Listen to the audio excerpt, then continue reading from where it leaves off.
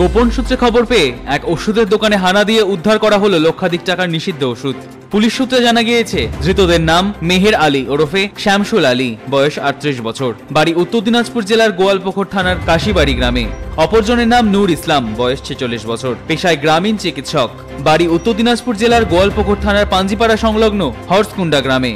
ধৃতদের বিরুদ্ধে ভারতীয় ন্যায় সংহিতা আইনের মাদক সহ একাধিক জামিন অযোগ্য ধারায় মামলা রুজু করেছে পুলিশ। এদিন অর্থাৎ বুধবার ধৃতদের রায়গঞ্জ জেলা আদালতের স্পেশাল কোর্টে তোলা হলে বিচারক নূর ইসলামকে 10 দিনের পুলিশি হেফাজতে নির্দেশ দেন। রায়গঞ্জ জেলা আদালতের সরকারি আইনজীবী সৌরভ বিশ্বাস বলেন, ওষুধের দোকানে নিষিদ্ধ ওষুধ রাখার অভিযোগে দুজনকে গ্রেফতার করেছে পুলিশ। একজনকে জেল হেফাজতে নির্দেশ দিয়েছে, অপরজনকে 10 দিনের পুলিশি হেফাজতে নির্দেশ দিয়েছেন বিচারক।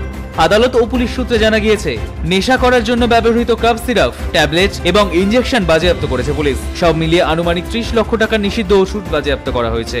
তবে এর সঙ্গে আরো কেউ জড়িত রয়েছে কিনা পুলিশের প্রাথমিক তদন্তে অনুমান।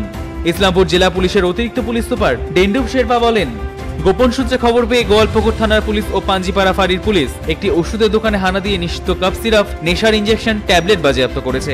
এর সঙ্গে আরো কেউ জড়িত রয়েছে কিনা সেই কারণে গ্রামীণ চিকিৎসককে পুলিশি হেফাজতে নিয়ে জিজ্ঞাসাবাদ করা হবে। রায়গঞ্জ থেকে বিথিকা পালের রিপোর্ট, কুলিক নিউজ।